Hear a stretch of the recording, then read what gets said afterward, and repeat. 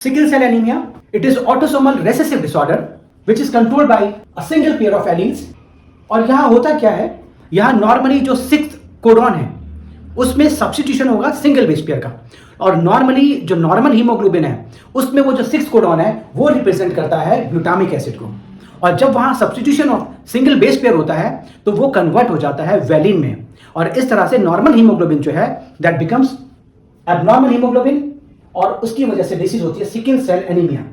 थोड़ा सा इसको देखते हैं। 6 कोडॉन है and this is the part, ये डीएनए पार्ट है। 6 कोडॉन पे जो नॉर्मल है ग्लूटामिक एसिड का जो रिप्रेजेंटेशन है that is GAG, it represent the glutamic acid, G का C, A का T एंड G से C। देन अगेन जब ये mRNA बनाएंगे तो अगेन फिर इनका कॉम्प्लीमेंट्री क्या हो जाएगा, C का G, T का A एंड C का G। ये नॉर्मल जो गैग है दिस इज ग्लूटामिक एसिड, ये नॉर्मल है।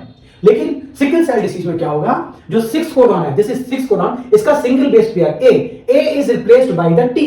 तो अब यहां जो सीक्वेंस बनी, डीएनए का एक स्ट्रैंड बना दैट इज GTG, और सेकंड जो इसका कॉम्प्लीमेंट्री स्ट्रैंड बनेगा दैट इज G का C, T का A एंड G का C।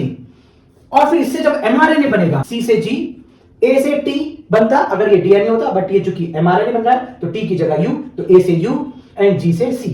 Now this is GUG and this represent the valine, and this is the mechanism कि सिकल सेल डिसीज में glutamic acid valine में convert हो जाता है, जो कि 6 कोडॉन पर सिंगल बेस पेयर सब्स्टिट्यूशन की वजह से होता है। आज का जो निमोनिक है, at very high low temperature पे glutamate gone viral, A is replaced by T।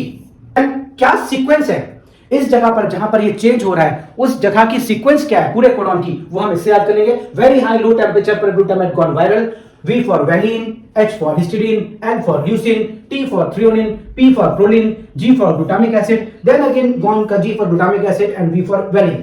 तो यहां अगर हम 6 पोजीशन देखें, first, second, third, fourth, fifth, six, glutamate gone, यानी कि ग्लूटामेट चला गया, और ग्लूटामेट के जाने से क्या हो गया, ये वायरल हो गया। दैट मीन ग्लूटामेट की जगह यहां पर वायरल यानी कि V आ गया। ग्लूटामिक एसिड का वैलिन से रिप्लेस होने के बाद जो नई सीक्वेंस बनी वो क्या बनी, जो एबनॉर्मल हीमोग्लोबिन यानी कि सिकल सेल एनीमिया में बनी, that is V H L T P and this glutamate is replaced by V and then last glutamic. तो ये हमारी सीक्वेंस बनी नई, जो कि नॉर्मल सीक्वेंस क्या थी, V H L T P G and G।